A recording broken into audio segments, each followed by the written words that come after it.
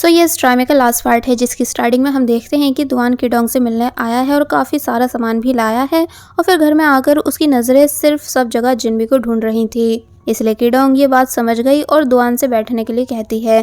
दुआन अब किडोंग से उसके हालचाल पूछने लगा। फिर जब जिनबी की फ़ोटो देखता है तो वो फिर से उसे याद करने लग जाता है। इसलिए किडोंग बता देती है कि जिनबी घर में नहीं है, वो ओवर वर्क कर रही है इसलिए लेट घर आएगी। तो वहीं हम किडोमा को देखते हैं जो कि जब अपनी टीचिंग जॉब पर था तो यहाँ भी वो किडोंग के ख्यालों में खोया हुआ होता है कि कैसे अब बेबी होने वाला है और फिर किडोंग मुझसे डिवोर्स ले लेगी। फिर तभी एक लड़की आई और किडोमा को उसके बेबी का ध्यान रखने के लिए थैंक्स करके यहाँ से चली जाती है। तो वहीं हम दुआन को देखते हैं जिसको जिनबी का वेट करते करते बहुत देर हो गई थी, इसलिए वो यहाँ से जाने लगा कि मैं फिर कभी जिनबी से मिलने आऊंगा और फिर तभी यहाँ से चला जाता है। जिसके जाते ही किडोंग की तबीयत बिगड़ जाती है और अब हम किडोंग को हॉस्पिटल में एडमिट देखते हैं। जिसके पास किडोमा आया और बताने लगा कि काई और मियाओ जो कि दोनों अब कपल बन चुके हैं वो तुम्हारी डिलीवरी से पहले आ रहे हैं क्योंकि उन दोनों को तुम्हारी बहुत फिक्र है। किडोंग खुश हुई फिर कैंड फूड खाने की जिद करने लग जाती है जो कि किडोमा पहले से ही ले आया था। इसलिए जब वो किडोंग को खिला रहा था तो तब जिनबी भी यहाँ आ गई जो कि खुश हुई इन दोनों को एक साथ देखकर। फिर वो अंदर नहीं जाती क्योंकि उसे पता है कि अब बेबी के होते ही मैं यहाँ से गायब हो जाऊंगी। इसलिए इन दोनों को लास्ट टाइम एक साथ देखने के बाद वो बाहर आ गई और जब अकेले चल रही थी तो किडोमा जिनबी को कॉल करके बुलाता है कि डिलीवरी होने वाली है, तुम जल्दी से आ जाओ। बट जिनबी मना कर देती है कि नहीं, अब से सिर्फ तुमको किडोंग का ध्यान रखना होगा। किडोमा कुछ भी समझ नहीं पाया और फिर तभी जिनबी कॉल कट कर देती है। फिर उसे सारी जगह ब्लर दिखने लग जाती है कि जैसे सब कुछ घूम रहा हो और वो बेहोश होने वाली हो कि तभी कोई जिनबी को आवाज देता है जो कि और कोई नहीं बल्कि दुआन था जो कि जिनबी को ढूंढते हुए यहाँ आया था। तो तब जिनबी खुश हो गई दुआन को देखकर। दुआन भी काफी ज्यादा खुश था और बताने लगा कि मैं अभी भी तुम्हारे वापस आने का इंतजार कर रहा हूँ। जिनबी इमोशनल हो जाती है इस बात को सुनकर।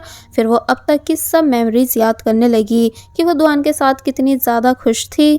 दुआन ने हमेशा जिनबी का कितना ज़्यादा ध्यान रखा है, दोनों एक दूसरे को कितना ज़्यादा प्यार करते हैं। इसलिए इमोशनल होते हुए दुआन के काफ़ी क्लोज आती है और फिर वो दुआन को किस कर देती है, जिस बात से दुआन काफ़ी ज़्यादा खुश है कि जैसे अब सब कुछ ठीक हो चुका है और अब ये दोनों हमेशा एक साथ रहेंगे। लेकिन जिनबी दुआन को एज ए बाय लास्ट किस कर रही थी और फिर जब जैसी बेबी दुनिया में आया तो जिनबी यहाँ से गायब हो गई और जब उसकी आईज ओपन हुई तो वो खुद को उसी बाथ हाउस में पाती है जहाँ से उसका टाइम ट्रैवल हुआ था। एक आदमी पूछता है कि क्या तुम ठीक हो क्योंकि अभी कुछ देर पहले तुम बेहोश हो गई थी। तो जिनबी बस ये पूछती है कि वो लड़का कहाँ गया जो मेरे साथ था। अंकल ने बताया कि यहाँ तो कोई लड़का नहीं था। तो तब जिनबी शॉक होने लग जाती है कि क्या मैं सच में वापस अपने टाइम में आ चुकी हूँ। इसलिए हैरानी से वो सबको देख रही थी एंड उसने जिस एज में टाइम ट्रैवल करा था वो उसी एज में वापस अपने टाइम में आई है। बाय द वे ये अंकल और कोई नहीं बल्कि वही मिस्टीरियस अंकल थे जो कि पास्ट में जिनबी से कभी कभी मिलने आते थे बट जिनबी उनको पहचान नहीं पाती है एंड इन अंकल की आइडेंटिटी को भी सही से बताया नहीं गया, बस ये इस बाथ हाउस के ऑनर हैं। अब हम किडोंग को देखते हैं जो कि अभी तक जिनबी को ढूंढ ढूंढ कर परेशान हो रही है एंड मियाओ से बात कर रही है। फिर जब जैसी जिनबी किडोंग के सामने आई और इमोशनल होकर अपनी मॉम को आवाज देने लगी तो तब किडोंग हैरान रह जाती है जिनबी को देखकर और फिर तभी रोते हुए जिनबी के पास आने लगती है कि आखिर तुम मुझे छोड़कर कहाँ चली गई थी। जिनबी ने अपनी मदर को हक करा एंड सॉरी करा कि सॉरी मैं चली गई थी लेकिन मैंने आपको बहुत मिस करा। तो तब किडोंग खुश हो गई ये सुनकर कि अब सब कुछ ठीक है क्योंकि लास्ट टाइम जब ये दोनों मिली थी तो लड़ाई करके अलग हुई थी। अब नेक्स्ट सीन में हम देखते हैं कि जिनबी मियाओ से मिली और मियाओ से काफ़ी बातों को घुमाने के बाद किडोमा के बारे में पूछने लगती है कि मेरे मॉम डैड ने डिवोर्स क्यों लिया था। मियाओ हमेशा की तरह अब भी जिनबी को कुछ नहीं बता रही थी कि ये बड़ों के मैटर्स हैं। पर जब जिनबी ने फोर्स करा तो तब वो बताती है कि तुम्हारे मॉम डैड जिद्दी हैं, यानी दोनों ही एक दूसरे की फिक्र करते हैं पर तब भी अलग हो गए। लेकिन तुम्हारे फादर किडोमा ने अलग होने के बाद भी तुम दोनों यानी तुम्हारी मॉम और तुम्हारी फिक्र करना बंद नहीं करा था। वो तुम्हें काफी ज्यादा याद करते हैं और किडोमा ने ही हमेशा छुप छुप कर तुम दोनों की हेल्प करी है। जब भी किडोंग को एक्स्ट्रा मनी मिले हैं या मैंने दिए हैं वो सब किडोमा ही देता था पर बस किडोमा सामने नहीं आता है। और अभी 2 दिन पहले ही उसने मुझे तुम दोनों के हाल चाल पूछने के लिए कॉल की थी। जिनबी शॉक हुई ये सब सुनकर और बोली कि आपने ये सब बातें मुझे पहले क्यों नहीं बताई थी? तो तब मियाओ बोली, इसलिए क्योंकि किडोमा ने मना कर रखा है और ये बातें किडोंग भी नहीं जानती है। पर अब मुझे लगता है कि तुम्हें इस बारे में पता होना चाहिए ताकि तुम फिर से घर छोड़कर नहीं जाओ। मियाओ अब यहाँ से जाने लगी तो तब जिन भी उससे बोली कि प्लीज बैठ जाओ, मुझे एक बात और जाननी है। और फिर दुआन के बारे में पूछती है कि आपका एक दुआन नाम का भी क्लासमेट था ना, क्या वो ठीक है? तो तब मियाओ कहती है कि अच्छा वो, पर तुम दुआन को कैसे जानती हो? जिन भी बोली बस ऐसी मॉम ने बताया था। मियाओ बताने लगी कि हाँ दुआन ठीक है, अपनी लाइफ में अच्छा कर रहा है। तो तब जिनबी को खुशी हुई ये सुनकर। पर जब मियाओ स्कूल फोटो दिखाती है जिस फोटो में सब थे सिर्फ दुआन को छोड़कर, तो ये देखकर जिनबी शॉक रह गई कि इसमें तो दुआन है ही नहीं। तो तब मियाओ कहती है कि नहीं है तो, सबसे लास्ट में देखो वही खड़ा हुआ है, यानी यही तो हमारा क्लासमेट दुआन था। तो तब जिनबी को काफी हैरानी हुई क्योंकि दुआन नाम से कोई और फोटो के अंदर होता है, जैसे कि रियल वाला दुआन हमेशा के लिए कहीं गायब हो चुका हो। पर जिनबी ने फिलहाल इस बात पर ज्यादा ध्यान नहीं दिया। मियाओ जाने लगी तो तब जिनबी उसे फिर से रोकती है और एक फेवर मांगती है। और फिर अब हम किडोंग को देखते हैं जिसको मियाओ ने अपने रेस्टोरेंट में मिलने के लिए बुलाया है। किडोंग बैठकर मियाओ के आने का वेट करने लगी, लेकिन तभी यहाँ कोई आया और पूछने लगा कि आपको ऑर्डर में क्या चाहिए। वो बोली कि वही जो मैं हमेशा खाती हूँ। पर जब वो पर्सन सामने बैठ गया जो कि और कोई नहीं बल्कि किडोमा था, तो तब किडोंग उसे इतने टाइम के बाद देखकर शॉक रह जाती है, यानी कि वो किडोमा को बस देखते ही रह गई। किडोमा जो कि अब अपनी एज के अकॉर्डिंग काफी चेंज हो चुका है, वो किडोंग से बोला कि तुम अपनी वर्क कॉल अटेंड कर लो, लेकिन किडोंग मना कर देती है कि नहीं ये इतनी भी इम्पोर्टेंट नहीं। तो वहीं जिनबी और मियाओ ये सब छुप कर देख रही होती हैं क्योंकि इन दोनों ने ही किडोमा को यहाँ बुलाया है। किडोमा पूछता है कि तुम्हारी जॉब कैसी चल रही है, मैंने सुना है कि तुम अच्छा कर रही हो। तो तब किडोंग कहती है कि हाँ, पर तुम्हें इस बारे में कैसे पता? जरूर तुम्हें मियाओ ने बताया होगा।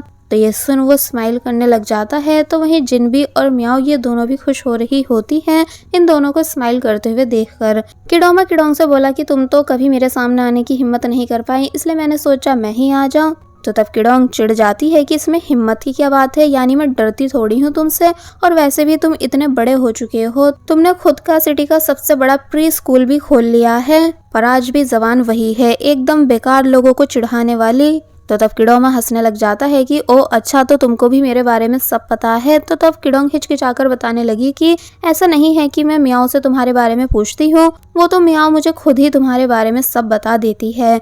मियाओ और जिनबी अभी भी इन दोनों को देख रही थी। फिर जब ऐसे ही काफी देर हो गई तो तब किडोमा बातों बातों में किडोंग को बताता है कि मैं एक जमाने से सिंगल हूँ, इसलिए अपनी हेल्थ का ध्यान रखता हूँ क्योंकि मेरा ध्यान रखने वाला कोई नहीं। मैंने पीछे पड़कर तुमसे शादी करी थी, पर तुमने भी मुझसे डिवोर्स ले लिया। तो तब किडोंग हैरान होने लगी कि इसका मतलब तुम मुझे डिवोर्स के लिए ब्लेम कर रहे हो, जबकि ऐसा मैंने तुम्हारी खुशी के लिए करा था, क्योंकि तुम्ही ने मुझसे कहा था कि तुम बेबी होने के बाद कुछ टाइम बाद डिवोर्स ले लोगे। याद है जिस दिन डिवोर्स था, तो उस दिन डिवोर्स से पहले मैं तुमसे कुछ बात करने आई थी। एक तरह से मैं तुम्हें रोकना चाहती थी, पर तुमने कुछ भी सुनने से मना कर दिया था। किडोमा बोला कि हाँ, वो मैंने इसलिए करा था क्योंकि मैं जानता था कि तुम मुझसे डिवोर्स ही चाहती हो, जो सब बातें मैं सुनना नहीं चाहता था। तो तब किडोंग बोली कि नहीं ऐसा नहीं था। तो तब किडोमा शॉक बैठा रह गया। किडोंग भी हैरान थी क्योंकि ये दोनों अपनी बेवकूफ़ी की वजह से डिवोर्स ले चुके थे, ये सोचकर कि सामने वाला इंटरेस्टेड नहीं है। यानी किडोंग को लगा किडोमा डिवोर्स लेना चाहता है और किडोमा को लगा कि किडोंग डिवोर्स लेना चाहती है, जबकि दोनों ही जिनबी के होने के बाद एक दूसरे को पसंद करने लगे थे, पर बस अपनी बेवकूफ़ी की वजह से अलग हो गए। जो बात इन्हें आज समझ आ रही है, इसलिए दोनों को ही काफी रिग्रेट हो रहा था कि हम फालतू में इतने सालों तक एक दूसरे से दूर रहे। वेल नेक्स्ट सीन में किडोमा किडोंग को घर छोड़ने जा रहा होता है, जहाँ किडोंग हैरान हुई कि तुम मुझे बाइक पर लेकर जाओगे। किडोमा बोला कि बेबी इट्स BMW और डरो मत, मैं तुम्हें आराम से इस पर बैठा कर ले जाऊंगा। और जब हेलमेट देने लगा तो वो बोली कि पिंक हेलमेट, इसका मतलब तुम पक्का काफी लड़कियों को डेट कर चुके हो और इसी सीट पर काफी लड़कियों को बिठाते होंगे और मुझसे कह रहे थे कि तुम अभी तक सिंगल हो। तो तब किडोमा किडोंग को चुप कराने के लिए उसे हेलमेट पहना देता है और बताता है कि तुम पहली लड़की हो जो मेरे साथ मेरी बाइक पर बैठोगी और मैं स्पेशली तुम्हारे लिए इस हेलमेट को बाय करके लाया हूँ। किडोंग हैरान थी क्योंकि किडोमा उसके काफी क्लोज था। फिर पूछती है कि एक मिनट, क्या तुम मेरे घर का रास्ता जानते हो? किडोमा बोला हाँ। तो तब किडोंग और ज्यादा हैरान होने लगी कि इसका मतलब तुम कभी कभी मुझे छुपकर फॉलो करते थे।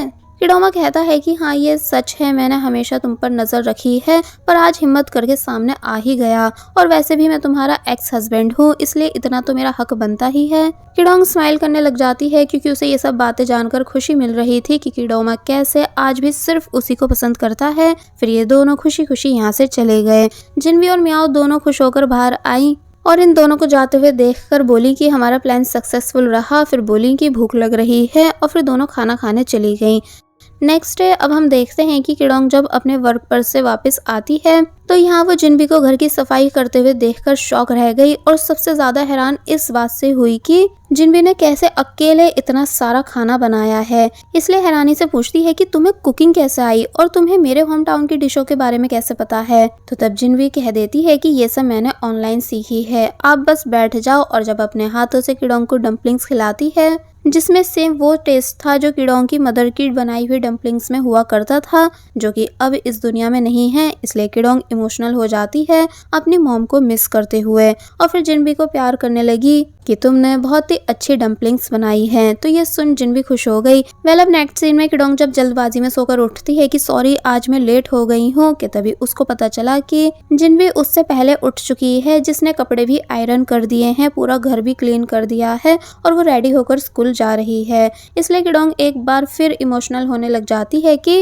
अचानक मेरी बेटी इतनी समझदार कैसे बन गई है जो अकेले ही इतना कुछ कर रही है। इसलिए फिर वो भी हॉलिडे वाले दिन जिनबी के लिए कुकिंग करने लगी, लेकिन कॉल पर मियाओ से रेसिपी पूछ रही थी। इसलिए जिनबी को अच्छा लगा ये सब देखकर कि मॉम अपना हॉलिडे मेरे साथ स्पेंड करने वाली हैं। साथ ही किडोंग ने जिनबी को न्यू मोबाइल भी गिफ्ट करा, जिस बात से जिनबी और ज्यादा खुश हो जाती है। एंड गाइस किडोंग ने यूनिवर्सिटी से स्टडी कंप्लीट कर ली थी, इसलिए फ्यूचर में उसे एक अच्छी जॉब मिल गई थी। इसलिए अब काफी हद तक किडोंग की फाइनेंशियल कंडीशन अच्छी है। जिनबी ने अपनी मदर की फनी फोटो क्लिक करी और उसे ऑनलाइन पोस्ट करने लगी, तो तब किडोंग जिनबी को ऐसा करने से रोक रही होती है, यानी दोनों साथ में काफी एंजॉय कर रही थी। अब दिखाया जाता है कि रात में किडोंग जब किडोमा से बातें कर रही होती है और खुश थी, तो तब जिनबी ये सब देखकर अपनी मदर को टीज करने लगी कि शायद मॉम आपको फिर से डैड से प्यार हो गया है। तो तब किडोंग ब्लश करने लग जाती है इस बात को सुनकर।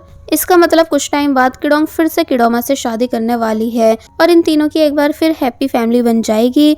अब नेक्स्ट सीन में हमें दिखाया गया कि जिनबी जिद करके किडोंग को किडोंग के होम टाउन लेकर आई, जहाँ का रास्ता किडोंग को सही से याद भी नहीं था, लेकिन जिनबी आज भी सब रास्ते अच्छे से जानती है। इसलिए किडोंग हैरान हो गई कि तुम्हें मेरे घर का रास्ता कैसे पता है। और फिर अब जब फाइनली दोनों घर आई, जो कि सालों से बंद था, यानी किडोंग की मदर की डेथ के बाद, इसलिए जिनबी घर को काफी एक्साइटेड होकर देखती है क्योंकि वो पास्ट में यहीं तो रही है। जिनबी ने ओल्ड मेमोरीज याद करते हुए एक एक चीज को काफी ध्यान से देखा कि कैसे इसी टीवी पर हम शोज देखते थे।